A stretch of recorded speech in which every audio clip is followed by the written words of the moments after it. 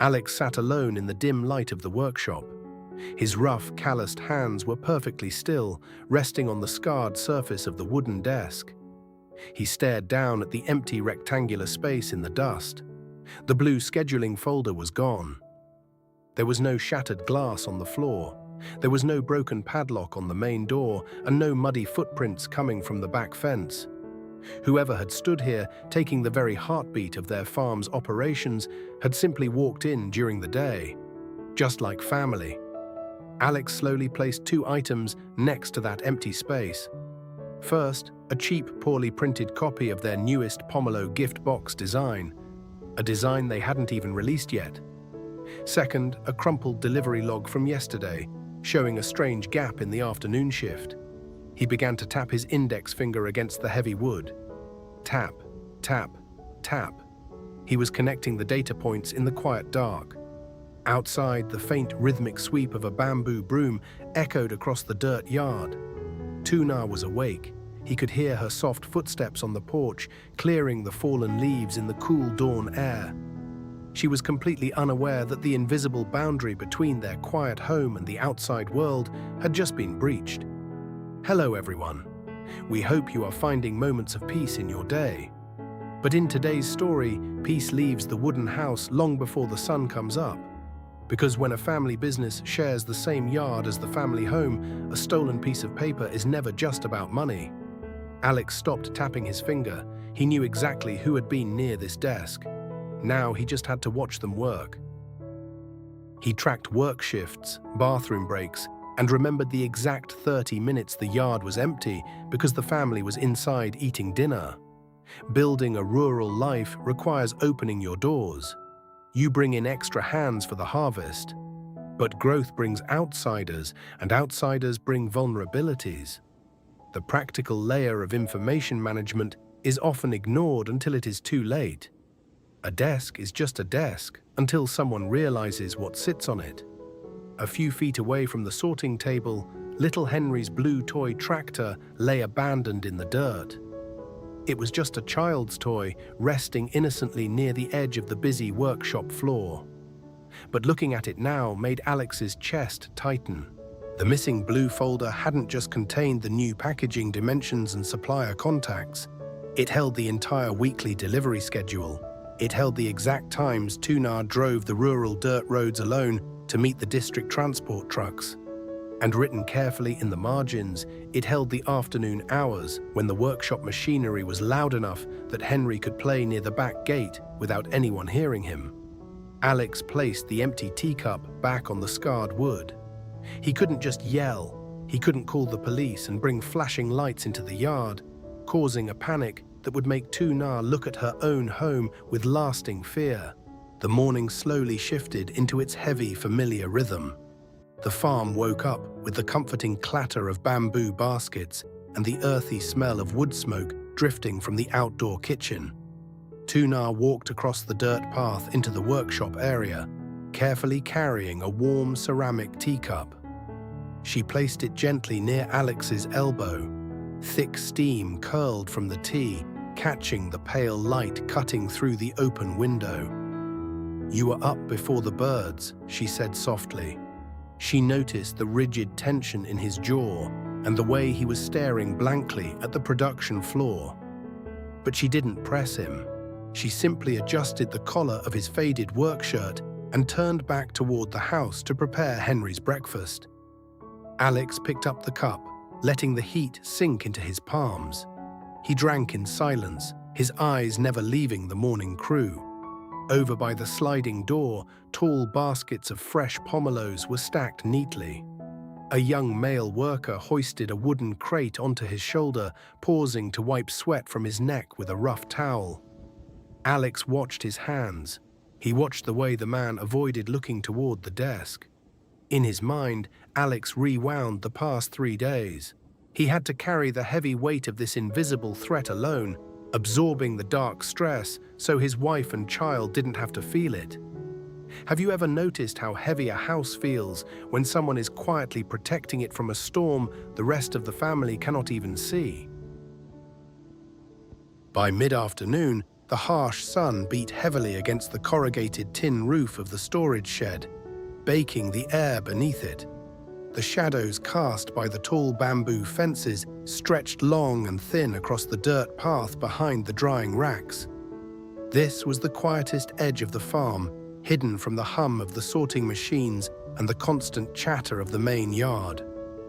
Alex stood in the shade, the smell of drying pomelo peels thick in the heavy air. He held the copied design and the altered delivery log in his rough hands, feeling the edges of the paper. He called out softly to the young male worker who had been avoiding his gaze all morning. The man approached slowly, his boots dragging in the dry earth. He took off his wide-woven hat, his calloused hands trembling slightly as he gripped the frayed brim. He didn't look up. Alex didn't yell. In a place where trust is the foundation of every working day, anger is often less useful than clarity. He didn't demand a dramatic confession. He simply laid out the quiet facts in a voice so low it barely carried over the rustle of the jackfruit leaves. He described the empty yard during the family dinner, the specific missing time on the log, and the exact method the old rival trader used to pressure young men for farm secrets. The worker's shoulders slumped, defeated by the gentle weight of the truth. The silence between them felt thicker than the afternoon heat. He nodded slowly, keeping his eyes fixed on the dust near Alex's boots. He admitted to the mounting financial pressure at home, the desperate meetings near the village bridge, and the final shameful handing over of the blue folder. But that was not the part that made the air leave Alex's lungs. The worker finally lowered his head completely, tears of shame mixing with the heavy sweat on his face. He whispered a desperate apology, swearing he only thought the folder contained box measurements and shipping contacts. "I didn't know," the man stammered, his voice breaking as he looked toward the wooden house. "I swear, Uncle Alex, I didn't know about the other pages. I didn't know the file showed when Sister Tuna drives the river road alone. I didn't know it showed the hours Henry plays by the back gate while the machines run." Alex stopped breathing. He looked past the worker's trembling shoulders. In the distance, resting carelessly on the porch steps, were Henry's small blue sandals. The realization hit him like a physical blow. A lack of boundaries in their growing business hadn't just exposed their income. It had accidentally handed a bitter stranger the daily map of his family's physical safety. Alex sent the worker home, telling him quietly but firmly never to return to the property. As the wooden gate clicked shut, the yard became suddenly intensely still. Alex walked slowly over to the old, thick jackfruit tree near the property line. He leaned his back heavily against its rough, familiar bark, staring at the phone in his hand. The screen was dark, reflecting his tired eyes. He faced a critical, heavy choice. This was the exact moment a different kind of man might have immediately called the police. It would have been justified. The sirens would have wailed down their narrow dirt road, blue and red lights flashing against their peaceful bamboo fence. It would have punished the thief, humiliated the rival trader, and settled the score.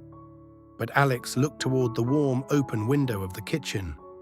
Through the wooden slats, he could hear the rhythmic, comforting sound of Tuna chopping vegetables on the heavy wooden block, preparing the evening meal. If the police came now, that peace would shatter forever. Tuna would spend the next year jumping at every shadow, looking at their own yard with lasting terror. Henry would absorb that fear into his small bones. True strength in a family is rarely loud. Sometimes a father's ultimate duty is to absorb the violent storm outside so it never rains inside the house. Alex unlocked his phone and dialed the number of the old trader himself. When the man answered, expecting another secret update from his paid spy, he heard Alex's deep, immovable voice instead. Alex did not shout. He did not threaten violence.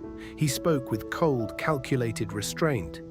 He explained that he now had a full recorded confession, a timeline, and enough hard evidence to permanently ruin the trader's reputation in every rural market in the entire province. Then Alex laid down the boundary line. The trader could keep the stolen packaging designs.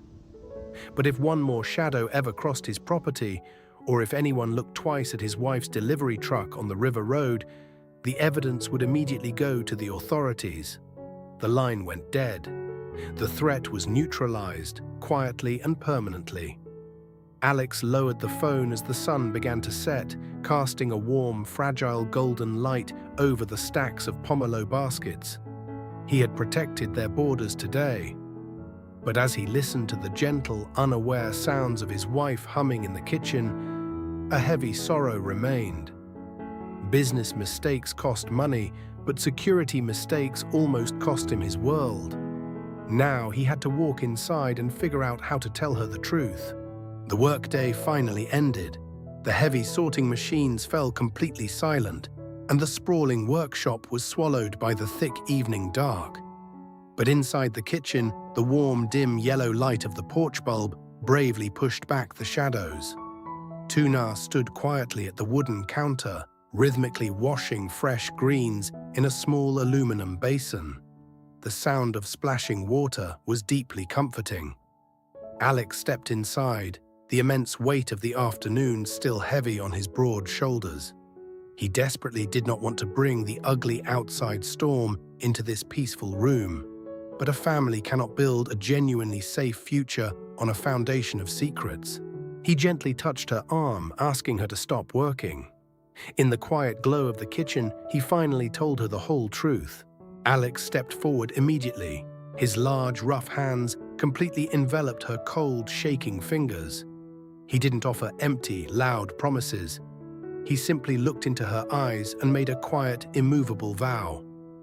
"The farm is my work," he whispered softly, "but our family is my life. I will never let this place put you or him in danger again." This is the hidden cost of a growing rural enterprise.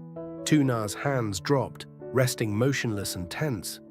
Cold water dripped silently from her fingers onto the scarred wooden cutting board. She wasn't upset about the copied pomelo boxes, the leaked designs, or the potential lost profits. Business mistakes could always be fixed with sweat and hard work. But as she looked through the open bedroom door at the small silhouette of Henry, sleeping peacefully under the white mosquito net, she began to tremble. The horrifying thought that a bitter stranger had calmly memorized her little boy's afternoon routines made the warm summer air turn instantly cold. The invisible shield around their rural home had been terrifyingly fragile. Internal control is not just a corporate buzzword. It is the very first shield of a family. Business mistakes cost a few dollars, but security mistakes cost a mother's precious peace of mind. The sharp, heavy metallic click of a new brass padlock echoed clearly across the farm. He spent the early hours physically marking a bright boundary line across the workshop floor, creating a strict, undeniable separation between the family's private sanctuary and the busy commercial operation. When the workers arrived, he established entirely new security rules. Trust would still be the heart of their village business, but that trust would now be fiercely guarded. Alex stands by the bamboo gate, quietly wondering if these new rules will hold strong under the chaotic pressure, or if their growing life will demand even higher walls. Happiness is a beautiful, deeply rooted garden. It needs water, sunlight, and endless love to grow, but it will only survive the changing seasons if you build a very strong fence. The next morning brought a very different kind of energy to the quiet dirt yard. The deep family warmth remained, but the dangerous innocence was gone forever. Long before the morning crew arrived, Alex was already standing at the office door. Standing together on the wooden porch later that afternoon, Alex and Tuna smiled softly, watching Henry run safely across the grass in his blue sandals. The paralyzing fear of yesterday had passed, entirely replaced by a mature, protective vigilance. They had successfully transformed their dangerous vulnerability into a professional, unbreakable shield. The deeper truth about a home business is that you cannot treat data like dirt. You cannot invite the world to buy your harvest without building a wall around the people you love. Next week, the peak autumn harvest will officially begin, bringing dozens of temporary workers and strange transport trucks into their quiet yard. Have you ever realized a small mistake at work was actually affecting your family's peace of mind? Share your story with us below.